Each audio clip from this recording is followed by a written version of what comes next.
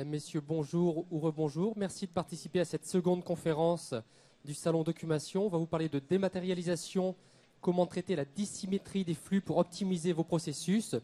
4 intervenants pour cette table ronde. On va tout de suite commencer par un premier tour de table pour qu'ils puissent se présenter. On abordera ensuite les différentes questions. Et donc c'est parti pour 45 minutes. Xavier, je vais vous laisser déjà vous présenter Primobox. Bonjour à toutes, bonjour à tous. Donc, je suis Xavier Lenné, président de la société Primobox. Primobox est une société spécialisée donc, dans la dématérialisation des flux documentaires et dans la dématérialisation des processus métiers. On est tiers de confiance et on va intervenir donc auprès des entreprises. Notre métier va être essentiellement de transformer tous vos flux papier en flux électroniques et de donner à ces flux électroniques la même valeur probante que ce que vous aviez avant avec le papier. Donc, on a différentes solutions qui vont traiter à la fois les factures, les processus RH, bulletin de paie, contrat de travail, ça peut être les bons de commande, les contrats de travail, j'en ai parlé, la contractualisation en ligne également. Grosso modo, aujourd'hui, on arrive à dématérialiser à peu près 80% des flux documentaires d'entreprise.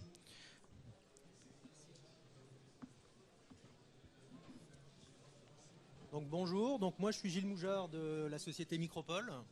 La société Micropole est un acteur qui est spécialisé dans le conseil et l'intégration de logiciels. Donc on intervient dans un certain nombre de domaines, de secteurs d'activité. On fait à peu près 1200 personnes, une centaine d'euros de chiffre d'affaires, une centaine de millions d'euros pardon, de chiffre d'affaires. On a un positionnement de multispécialistes sur un certain nombre de business units. La première, c'est la business intelligence, tout ce qui est décisionnel. La deuxième, c'est ce qui est la mise en place d'ERP. La troisième, c'est ce qu'on appelle le Web IT, dans laquelle sont positionnées un certain nombre de pratiques assez pointues techniquement, telles qu'est la dématérialisation aujourd'hui.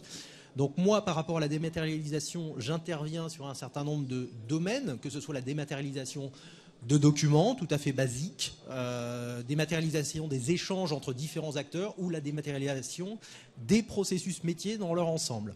Pour cela, un certain nombre de partenaires technologiques, une préoccupation pour la conformité des solutions et également pour l'accompagnement au changement, comme c'est un point fondamental lors de la mise en place de projets chez nos différents clients. Donc différentes thématiques fonctionnelles sur lesquelles on intervient. Très couramment, le courrier, la facture, le contrat qui fait beaucoup de buzz en ce moment, dossier, etc. Et puis, on va intervenir sur toute la problématique documentaire, de la conception et de la production du document jusqu'à l'archivage électronique, que ce soit l'archivage simple ou à valeur probatoire, en passant par la GED, l'ECM, le BPM, le case management. Merci beaucoup. On va passer le micro à Vincent Dreux de Sacara. Oui, bonjour, je m'appelle Vincent Dreux, je dirige la société Sacara. Sacara est une filiale à 80% du groupe Tessi et à 20% de l'imprimerie nationale. Sacara a développé une plateforme d'échange de documents dématérialisés qui sont des factures, qui peuvent être des relevés de compte, des relevés de consommation, des avis d'opérés, des règlements, des paiements et des bulletins de salaire avec Primobox. Et nous avons une particularité, c'est que les services de la plateforme sont commercialisés en marque blanche par des opérateurs, c'est-à-dire que nous avons découpé notre plateforme en instances qui sont confiées à des opérateurs comme Primobox ou comme les gens que vous avez sur la liste ici, comme Infogreffe par exemple. Et chacun va proposer le service à ses clients, sachant qu'on a une interopérabilité entre tous les opérateurs qui fait que si une entreprise adhère à un opérateur, elle va travailler en toute transparence avec une autre entreprise qui sera chez un autre opérateur.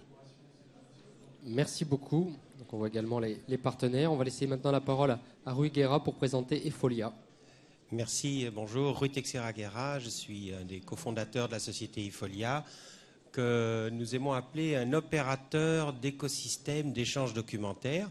Pourquoi ? Parce que nous pensons que les documents, c'est plus que simplement des objets qui partent dans la nature vers quelqu'un d'autre, mais qui sont insérés dans des processus métiers entre des entités différentes, des entreprises et leurs clients, des entreprises et leurs fournisseurs, des entreprises et des partenaires, des entreprises et leurs salariés même.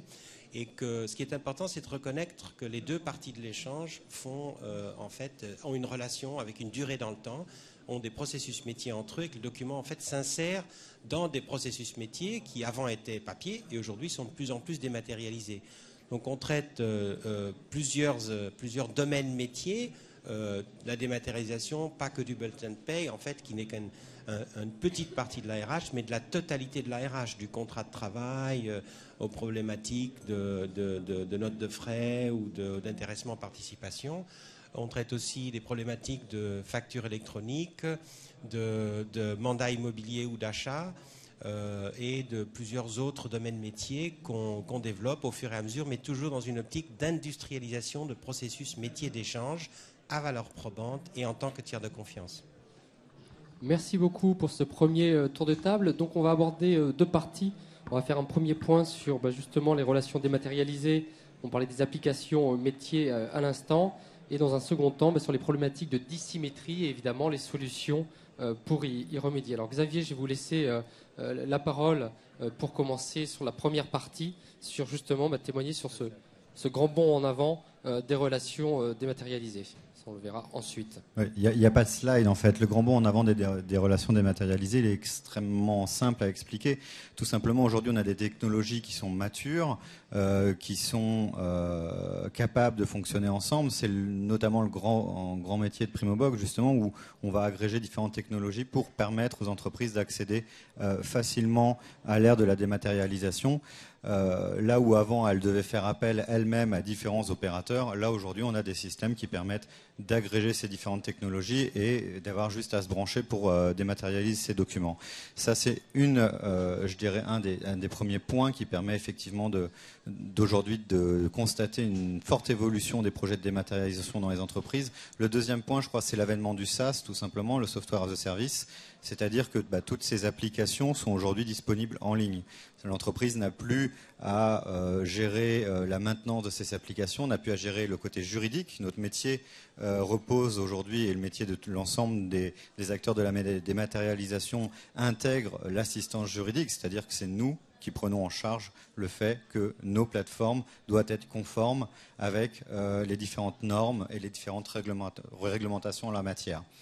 Et je crois que ça c'est extrêmement important en fait. C'est-à-dire que dans les solutions de dématérialisation aujourd'hui, j'ai l'habitude de dire on a 30% de technologie maintenant et le reste c'est du juridique, du conseil et de l'accompagnement au changement, puisque en fait un projet de dématérialisation, mais sans accompagnement dans le changement, on va très vite remarquer qu'il est voué à l'échec, ou en tout cas il va prendre beaucoup plus de temps. Donc en fait nos structures aujourd'hui les différents partenaires de plateformes de dématérialisation ont mis en place pour la plupart des équipes qui interviennent dans les entreprises pour assister les entreprises dans cet accompagnement et également ce gros point qui est le juridique. L'intérêt du SaaS aussi, il est que du coup nos plateformes, elles sont toujours conformes. Si l'entreprise avant voulait dématérialiser par elle-même et prendre ses propres serveurs, si on avait une modification d'une norme ou d'une loi, il fallait qu'ils aient ses propres équipes pour pouvoir modifier ces interfaces, modifier ces solutions technologiques. Aujourd'hui, c'est plus le cas. Vous vous connectez, il y a une loi qui change, le lendemain matin, vous êtes déjà sur une plateforme qui est conforme avec la nouvelle réglementation. Et je crois que c'est ça qui fait que les relations explosent. Et ça s'accompagne également avec une évolution réglementaire. C'est-à-dire que maintenant, on a des lois qui nous permettent aussi de dématérialiser pas mal de documents. Donc on a eu le grand buzz du bulletin de paie en 2009, avec la loi du 12 mai 2009 qui a permis de dématérialiser le bulletin de paie et qui a permis d'ouvrir le marché de la dématérialisation qui était avant essentiellement un marché B2B vers un marché B2C où là, on s'adressait directement aux particuliers salariés en lui adressant son bulletin de paie au format électronique.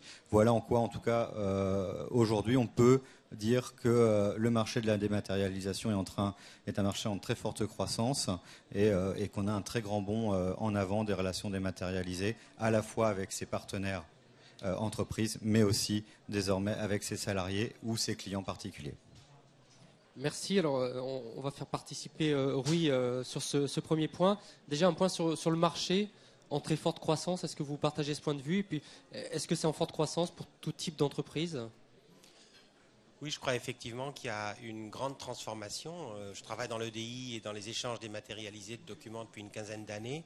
Et c'est vrai que la grande bascule, c'est qu'on passe d'un domaine qui était réservé à quelques grands comptes qui étaient par exemple fournisseurs de la grande distribution, hein, des grands comptes de l'alimentaire, etc. Donc ça se comptait par dizaines, parfois centaines, rarement des milliers d'entreprises qui dématérialisaient une partie de leur flux en EDI en point à point avec certains acteurs de telle ou telle filière. Et là, on passe, le grand bond en avant, c'est qu'on passe à des centaines de milliers d'entreprises et des millions de personnes. Donc l'échelle change et aujourd'hui, les conditions sont réunies pour cet changement d'échelle dans la dématérialisation, c'est-à-dire que toute PME et tout particulier dans ses relations avec une grande entreprise qui, elle, fait déjà de l'EDI historiquement, pourra désormais dématérialiser ces échanges. Alors ça pose plein de problèmes nouveaux qui n'existaient pas avant et qui sont résolus par des opérateurs modernes. Je pense que le mot opérateur est important aussi parce que c'est justement l'émergence d'opérateurs comme nous trois ici aujourd'hui qui permet de simplifier les échanges entre entités distinctes. C'est-à-dire qu'on va orchestrer les échanges métiers entre entités distinctes pour que ces échanges aient lieu.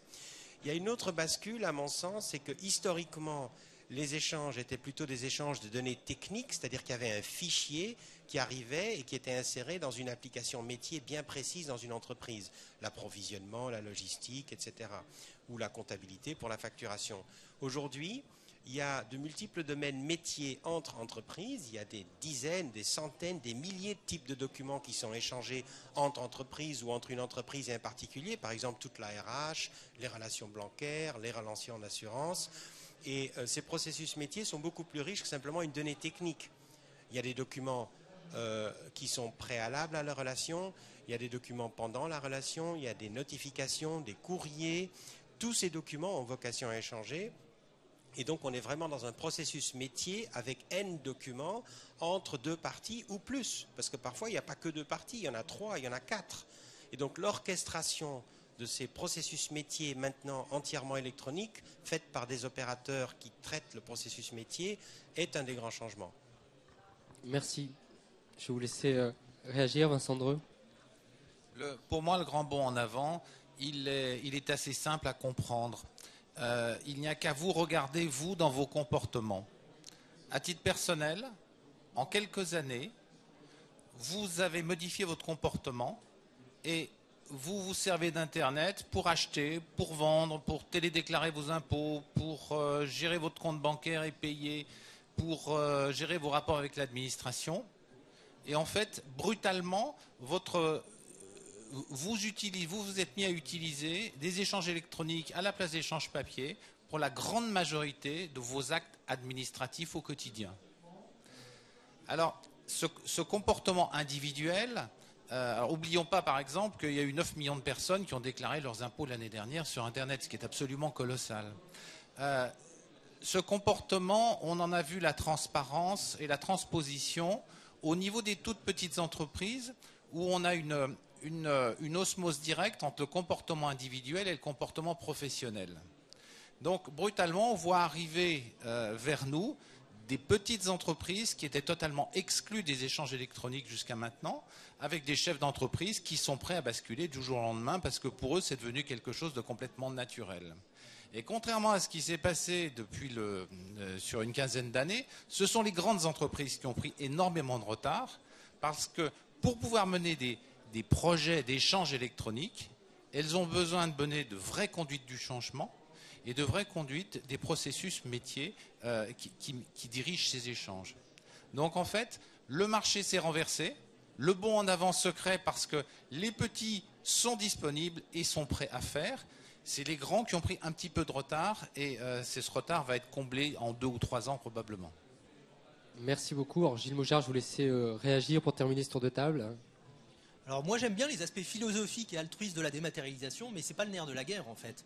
Pourquoi est-ce qu'il y a un grand bond en avant au niveau de la dématérialisation aujourd'hui? C'est que les entreprises se sont rendues compte que pendant 10 ou 20 ans, on a fait de la dématérialisation de documents, travailler sur le document pour le rendre numérique, extraire les informations, que c'est un gisement de productivité, d'efficacité opérationnelle, etc., mais que c'est pas l'aboutissement de la démarche. L'aboutissement de la démarche, c'est de travailler sur l'intégralité du processus métier, parce que derrière, une fois que ce document il est devenu numérique ou qu'on l'a rendu numérique nativement, qu'est-ce qu'on fait dans les back-office, dans les grandes entreprises ou dans les PME pour le traiter? Et là, il y a un vrai gisement de productivité. Alors, c'est l'aspect financier qui va permettre de réduire les coûts de traitement, les temps de traitement. C'est également l'aspect responsabilité juridique des dirigeants d'entreprise, par exemple, qui vont pousser à se couvrir et à mettre en place un certain nombre de mesures qui vont générer des projets de dématérialisation pour réduire le risque. La réglementation dans un certain nombre de domaines est assez contraignante et ça contribue également au projet de dématérialisation. Et le sujet également, c'est tout ce qui va au niveau du Green IT et de la communication que l'on peut en faire au niveau d'une entreprise. Alors d'un côté, ça se traduit également par des coûts financiers sur les coûts d'impression, de tonnerre, de papier, d'affranchissement et autres, mais également sur un gain pour l'entreprise en termes d'image. Et c'est tous ces éléments qui font que cette conjonction aujourd'hui permet de lancer des grands projets de dématérialisation, mais au niveau du processus métier. Derrière se posent des problématiques de mise en œuvre technique. Les solutions sont là, elles existent. Les architectures sont là, elles existent également, avec notamment l'avènement du mode SaaS, avec un certain nombre d'opérateurs qui proposent des très bonnes plateformes aujourd'hui, et ce qui permet de délocaliser un certain nombre de coûts. Le marché est dans cette conjonction aujourd'hui. Merci beaucoup, Xavier. Je vais vous laisser faire une synthèse des différents points. Oui, bon, en fait, si on doit reprendre les différents points, on voit qu'aujourd'hui, la technologie permet à tout type d'entreprise d'accéder à la dématérialisation. Donc, du coup, on a un marché forcément qui grandit, puisqu'on a un nombre de clients qui est multiplié par 1000. On a aujourd'hui des processus également qui font avec le particulier, le consommateur, la contractualisation en ligne. Donc là, on n'est même plus en entreprise. Là, on parle en millions d'utilisateurs potentiels du marché de la dématérialisation. Et surtout, effectivement, le coût d'accès à la dématérialisation s'est nettement réduit avec l'avènement de nouveaux opérateurs, ce qui permet maintenant à des petites entreprises d'avoir un retour sur investissement par rapport à ce que Gilles disait sur l'ensemble des gains de productivité qu'on pouvait avoir. Oui, je vous laisse réagir. Oui, si je pouvais juste faire deux commentaires supplémentaires par rapport à la notion de productivité, de coût, etc. Je pense qu'en dématérialisation, sauf des cas assez précis, parfois on cherche quand même le gain en termes de coûts direct, c'est-à-dire les coûts sont parfois difficiles les bénéfices en termes de coûts sont difficiles à calculer. Il faut avoir une vision plus large et j'irais plutôt vers l'intelligence des processus, leur rapidité, la fiabilité. Vous avez évoqué la sécurité juridique, les processus de bout en bout. Donc ça, je pense que ce sont des éléments de valeur. Donc la dématérialisation, elle est parfois perçue comme un grand levier de réduction de coûts. Je pense qu'elle est un encore plus grand levier de création de valeur dans les entreprises, dans leur mode de fonctionnement, voire dans les chaînes d'approvisionnement. C'est pour ça qu'on utilise, nous, le mot écosystème, qui relie plusieurs entreprises entre elles dans une filière jusqu'au client final. Le deuxième aspect, c'est qu'il y a une notion de développement durable qui est importante. Alors, le développement durable ne se limite pas que à l'écologie. Souvent, les bilans carbone de la dématérialisation ne sont pas bons. Par exemple, pour le bulletin de paye archivé 50 ans en électronique, il est très peu certain qu'il y ait un bilan carbone positif. Par contre, le développement durable n'est pas que le bilan carbone, c'est aussi les conditions de travail des gens, le fait qu'il y ait moins de pics, que ce soit plus facile à gérer. Et donc ça, c'est des éléments aussi de développement durable qui sont importants et que la dématérialisation amène en améliorant les conditions de travail des personnes qui travaillent au long des processus dans les entreprises. Merci beaucoup. Je pense que sur cette première partie, sur le grand bond en avant des relations dématérialisées, on a fait un point déjà assez complet. On est tous d'accord pour dire qu'il y a une croissance extrêmement forte. Alors, on va essayer de prendre quelques minutes. Est-ce que sur cette première partie, sur ce qui a été dit, vous avez des questions? Est-ce que c'est clair pour tout le monde? On attaque la suite. On va essayer de respecter comme ça les délais. Alors, on en a parlé, de plus en plus de personnes sont concernées par la dématérialisation, y compris évidemment au niveau personnel, au niveau du B2C, ce qui fait qu'il y a de plus en plus d'acteurs concernés. Et on l'a expliqué, ce n'est pas une relation d'entreprise à entreprise, mais il y a parfois même plusieurs partenaires qui sont concernés. Et il y a évidemment des problématiques en termes, on parlait d'applications métiers, mais même tout simplement de formats qui sont utilisés. Donc peut-être Xavier nous expliquer un petit peu ce qu'on appelle la dissymétrie des flux et quelle est la problématique qu'on retrouve derrière. La problématique, c'est que le marché de la dématérialisation s'est développé au début, effectivement, de façon peut-être un peu chaotique, où on a retrouvé différents formats produits par différentes entreprises. Il y en a certaines qui sont passées à dématérialisation par l'EDI, d'autres par le PDF signé. Sur ces destinataires, en plus, la loi, par exemple, sur la facture client, si on prend cet exemple-là,